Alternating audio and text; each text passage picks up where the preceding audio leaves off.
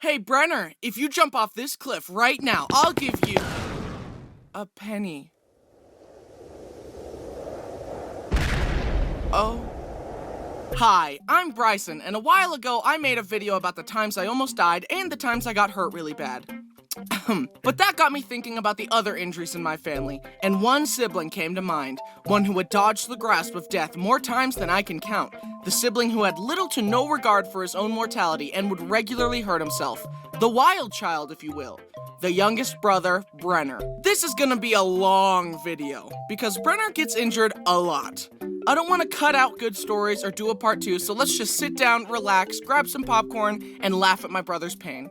Now, almost all of Brenner's injuries were self-inflicted. However, I think it's only right we start the video with Brenner's very first injury, the one he got from me. Brenner had recently been born, and my parents invited me into their room to say hi to my new baby brother. As I said hello to him, he reached out his hand and scratched my chest. Now, obviously, Brenner was just a baby. He had no control of his body and was just moving around. But my 4-year-old brain could not let this slide. How dare you?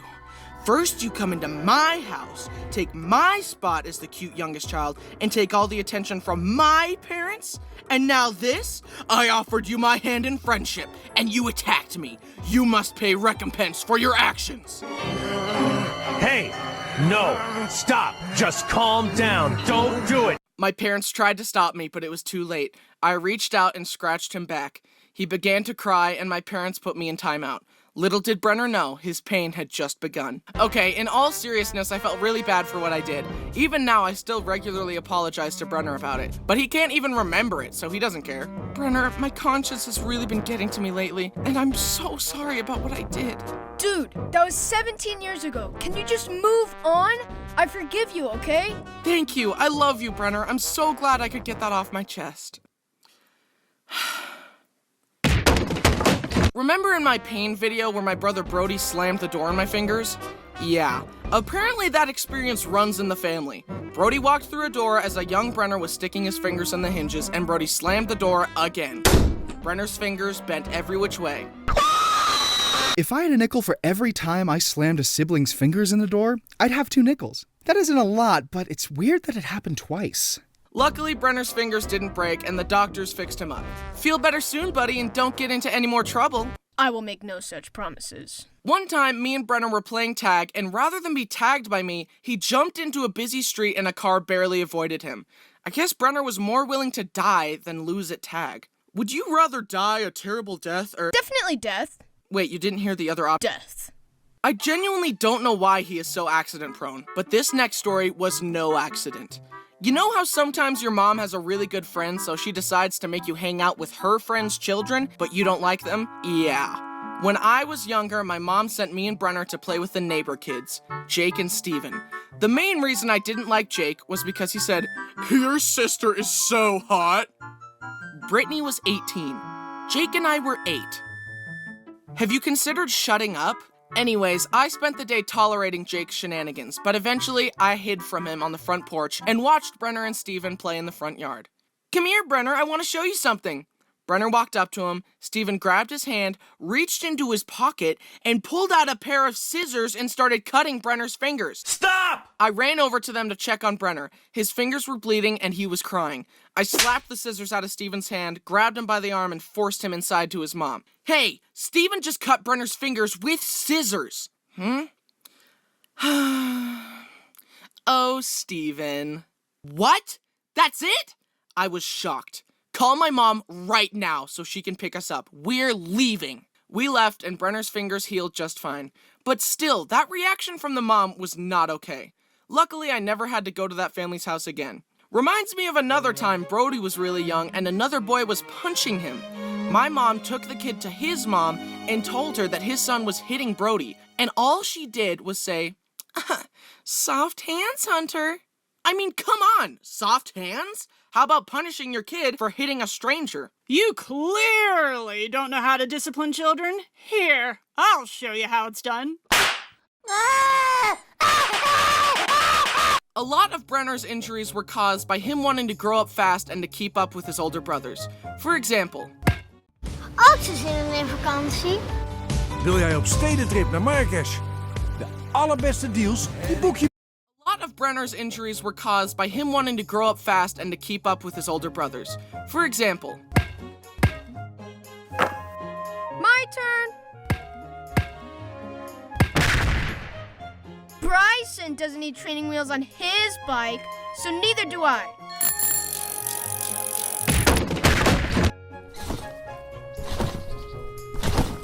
Let me try.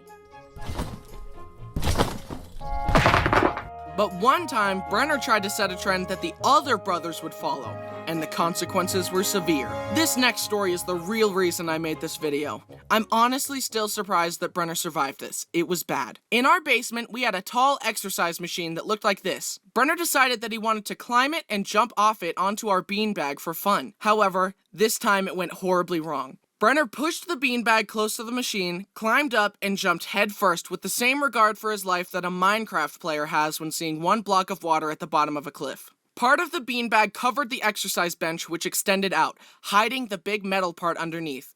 Brenner thought that since there was part of the beanbag there, it would be soft. But his head slammed through the beanbag into the metal part and he split his forehead wide open. Mom and Brittany came running into Brenner crying with blood all over him. They freaked out and dashed him out of the house to take him to the hospital. I only caught a glimpse of him as they ran out, but I could tell it was bad. Brittany and Mom later told me that they could see Brenner's skull through the gash in his head. My dad sent me to a friend's house so they could watch me while my parents took care of Brenner. I remember sitting on their stairs, terrified that I'd never see Brenner again. God, please hear my prayer. If you make Brenner be okay, I promise I'll never be mean to him again. At the hospital, since Brenner was so accident-prone, they kept pointing to cuts on his head that were from previous shenanigans. Is this cut old or new? Is this cut old or new? Is this old or new? Finally, my sister was like, the gaping gash on his forehead, that is new. Forget the rest of it, fix that! Somehow the doctors patched him up. I think they even had a plastic surgeon involved in fixing his head. When I next saw Brenner, he was up on his feet with 25 stitches in his head. But he was okay. Phew! I thought you were gonna die, Brenner. I'm so glad you're okay. Anyway.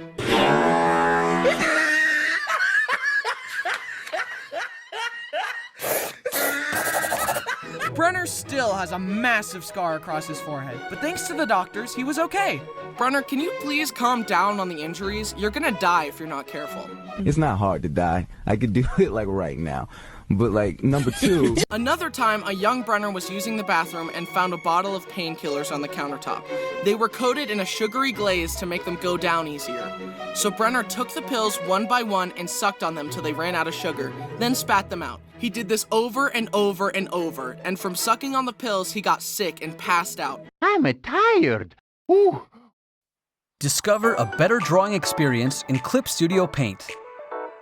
Clip Studio... My mom discovered Brenner unconscious on the bathroom floor surrounded by pills. What? Ah! And once again, the doctors proved why it's good to go to college. Not for me, though, but as for you guys, good for you. I don't know how they saved him, honestly. I don't really know how doctors work. For all I know, they could have removed all of Brenner's blood, which was tainted with drugs, thrown it away, then pumped him up with fresh blood. I don't know. Another time, he swallowed a bunch of coins, and again, my parents rushed him to the hospital where he was x-rayed to show a pile of coins in his stomach. They told my poor parents to dig through his, waist until they got all the coins. He was like a piggy bank, but way more disgusting. He was like a piggy bank, but way more disgusting. Honestly, with how often Brenner visited the hospital, I'm surprised they didn't have a special section of the hospital just for him. This next story is surprisingly the only time that Brenner has ever broken a bone. You would think at this point that he would have no bones left because of how often he gets hurt, but nope, he still has bones. My family has a small motorcycle that we call Big Bertha. It's fun to ride around on, but it has no suspension. It is 2 wheels and a motor, that's it. One day, Brenner was driving it, and despite knowing that Big Bertha had no suspension, he decided to ride it off a curb. The bike bounced, Brenner swerved and lost control, and he went head over handlebars. He landed on his arm and totally snapped his wrist.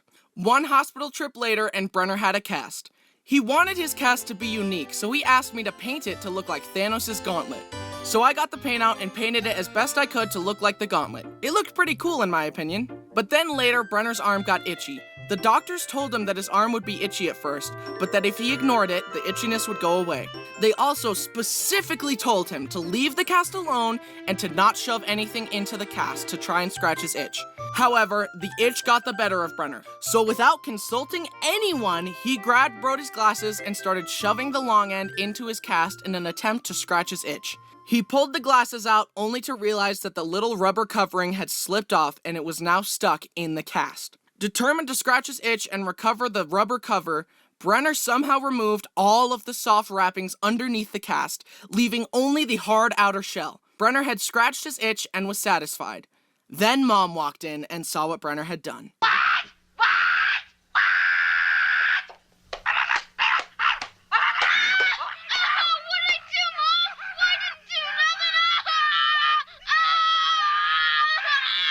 They went back to the hospital and explained the situation. Can you imagine being a doctor and setting someone up with a nice cast to help them heal, and the next thing you know, they ruined it? I feel like the maid. I just cleaned up this mess. Can we keep it clean for 10 minutes? They had to cut off his Thanos cast and make another one for him. Brenner got home and asked me to paint his new cast.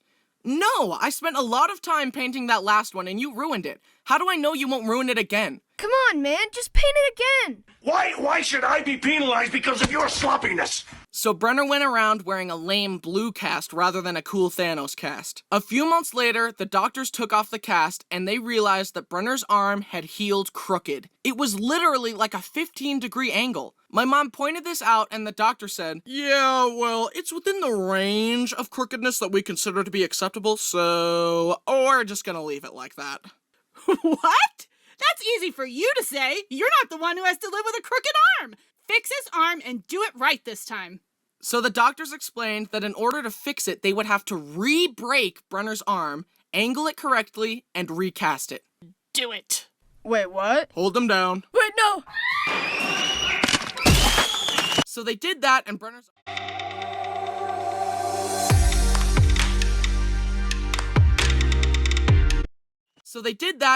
arm eventually healed correctly, but not without pain. Now, you would think that after breaking his arm on Big Bertha, that Brenner would never touch that thing again, right? Nope. Let me tell you one last story. One day, me and Brenner got bored and decided to go for a ride. Him on Big Bertha and me on my go-kart. We chased each other around a parking lot, but then I thought, how can I make racing around more interesting? And my mind went to my favorite racing game, Mario Kart. You know, the game where you destroy your enemies by throwing items at them. So I decided to drive by Brenner and throw my flip-flops at him. We went back and forth throwing flip-flops at each other like green shells for some time. Then I zoomed by and got a good flip-flop strike on Brenner, and he wanted to retaliate with something stronger. He grabbed a big tree branch and drove towards me. He swung the branch and I swerved out of the way. But the branch was so heavy that swinging it threw Brenner off balance. He swerved and flew over the handlebars once more. Again? Freaking again? Brenner was scraped and bruised, but luckily nothing broke. And he finally learned his lesson and he doesn't drive Big Bertha anymore. But I do.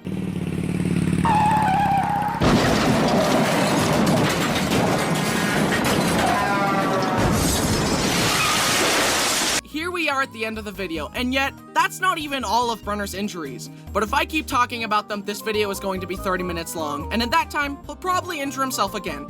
Let's quickly get through some last stories. Lightning round. We visited a janky aquarium that let you swim with sharks, and a bamboo shark bit Brenner's finger. Brenner went to a trampoline park, attempted a stupid trick, and landed on his head and had to wear a neck brace for a few weeks. Brenner and Brody went kayaking. Brody tried to splash Brenner with the paddle, but it skipped off the water, slammed into Brenner's face, and cracked his front teeth. A car almost backed over him as a child, but he hung onto the bumper while being dragged, and my sister stopped the car to save him. His friend accidentally shot him in the forehead with a BB gun, and his forehead still has a dent. In conclusion, Brenner's guardian angel is built different, because she has saved Brenner more times than I can count. And as much as I make fun of him, I am grateful for that. As he has grown, I think he has gotten a little less accident prone. Let's hope it keeps going in that direction, cause I'm pretty sure he has used up all of his 9 lives. God has sent his soul back to the living world so many times at this point that if Brenner shows up there again, God might just say, "Oh, forget it," and keep him. Well, hey, it could be worse. At least his soul is going to heaven. Man. guys, it's me, your favorite Bryson.